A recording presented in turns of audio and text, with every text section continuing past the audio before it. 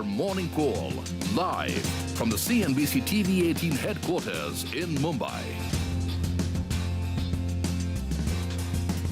Good morning. Welcome to Bazaar Morning Call this Monday morning. I'm Lata, and with me Anuj and Surabhi joining from their respective homes. And it's a bright Monday morning, isn't it, guys? The handover from US, the jobs data, very good. Of course, we didn't have our trading data from Friday, but jobs data, excellent. 4.8 million jobs created. Unemployment down from 13 to 11%. And that's just fired up the Asian markets. If you looked at Nikkei or any of the others, I mean, it's over 2% higher. It's a huge start. There is a tailwind of about 0.9% of Dow futures and SGX Nifty all up about 0.9%. What about some real economy stuff? The numbers from HDFC Bank were excellent. I mean, these are just early preview numbers of advances and deposits, but they are so good, over 25%, that I want to put one caution on the table. You will find such excellent numbers from HDFC Bank, Kotak Bank, ICICI Bank and SBI because there appears to be a migration to the strong. If you looked at Federal Bank, it was a little tepid. If you looked at IndusInd Bank, I would be a little worried because the advances have actually fallen. Deposits are up, but then you can always have higher deposits because of certificates of deposit. Otherwise, it's loans that create deposits. You know, every loan becomes a deposit with someone else. So if if advances have not grown, that's a spot of bother for me. The other spot of bother, of course, is Soba and Marico, which are expectedly weak. I mean, Marico, Mangalam says it's expectedly weak, a minus 11%, but it is still bad. Volume growth for an FMCG company at a time when people were only consuming FMCG, for me, is a spot of bother. And you have the analysts and economists telling you that with a city reducing the or rather increasing the contraction of the economy. They were at minus 3.5. Now they're saying it's minus 6% because the lockdown is longer than they estimated earlier. So, you know, the macros are not telling you that the micros should be running up like this. Even the COVID numbers, whether you look at the world or you look at India, are spiking even further, leading to lockdown being reimposed in several places. So macros are not really cheering, but you can't catch the markets down. I mean, they're just up and away. So, Anuj, my question to you is 11,000 round the corner. Good morning, Lata. Well, you know what, you know my view. I've been calling for a melt up for this market, and I think that process is on. Now, how do you get in? I think today, before I talk about today's trade, I'll just, because over the weekend I was just doing some research, and what interestingly my, I went on was India VIX, the volatility index. It's trading at 2 points of significance. Today, perhaps it's meaningless with the kind of global surge that you have, but always good to have some kind of a caution, right? So it's fallen from 83, which was its peak, to now 200-day moving average of 25.7. And the second significant point is that this is the level from where it bounced in March to that 83, and you had that collapse in the market. So if India VIX rallies big from here, then the market falls big. As of now, that's not the base case, because as of now you don't see anything around the corner which could lead to any kind of up move in the India VIX. Talking about today's trade, I think it's very clear that today it's going to be perhaps about HDFC Bank to start with. Global cues are positive. HDFC Bank was down on Friday. It had dragged the Bank Nifty. Today it will regain that mojo. So it will carry the Bank Nifty higher. And I just reiterate the point you are making. It would be wrong to extrapolate HDFC Bank to the entire banking system. So just be careful of that. But because it's 35% of the Bank Nifty, that will move. So the resistance for the Bank Nifty has been well documented, 22,200 to 22,300. On the Nifty, I think the 200-day moving average of 10,900 now comes into picture. And whether you reject that or not, but there's still about 200, 300 points left for that. So let's see if we make an exertion towards that.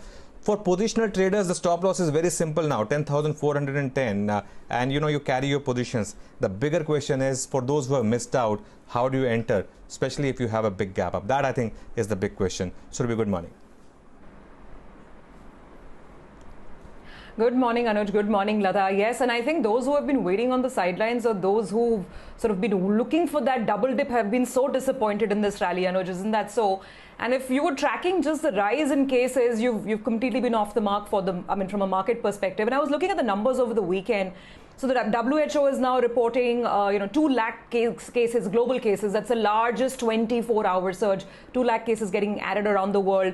If you look at the US, then the numbers are above 50,000 a day. Particularly badly hit are, of course, Florida and Texas, and we know that. I mean, Houston, 24% of the tests are coming positive. But simultaneously, there's commentary coming in that business is not going to stop and big lockdowns are not going to happen. Maybe that's what markets are latching on to.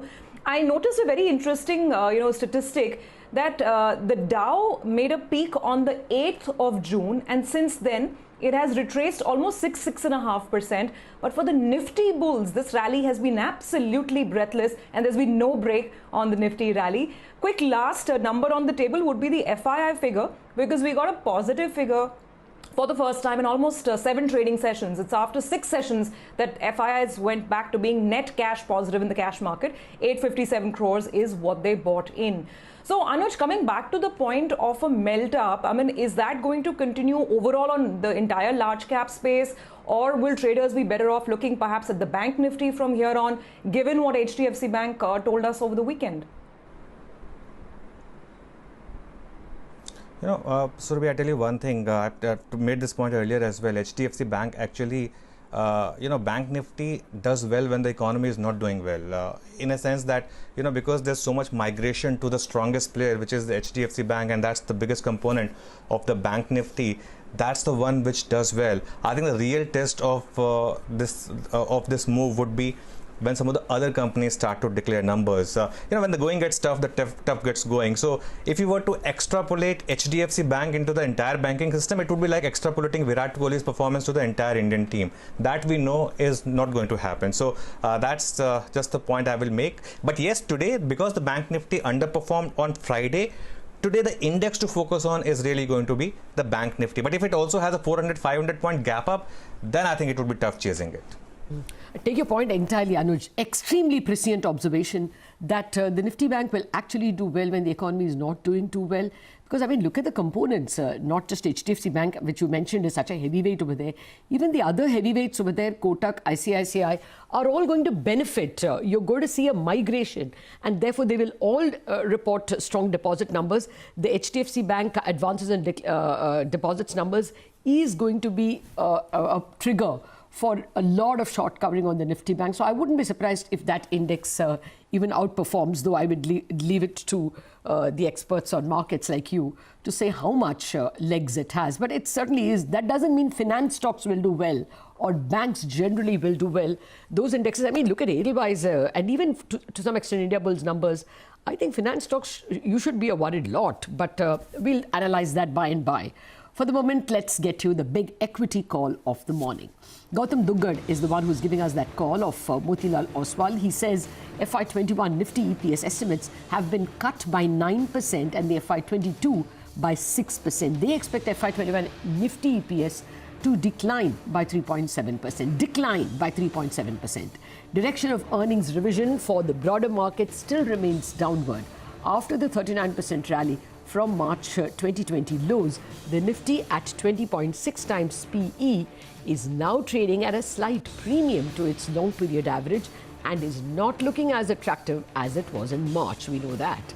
Further upside now rests on the interplay of the health crisis and restoration of normalcy in the economy. Their top large cap ideas are ICICI Bank, Bharti Airtel, Infosys, HUL, HDFC, Dabur, Mahindra, Reliance, while their mid-cap bets are Aditya Birla Fashion, TCPL Packaging, Crompton Consumer, Alchem Labs, L&T Infotech, Gujarat Gas, JSPL and Motherson Sumi. Wow, that's a handful.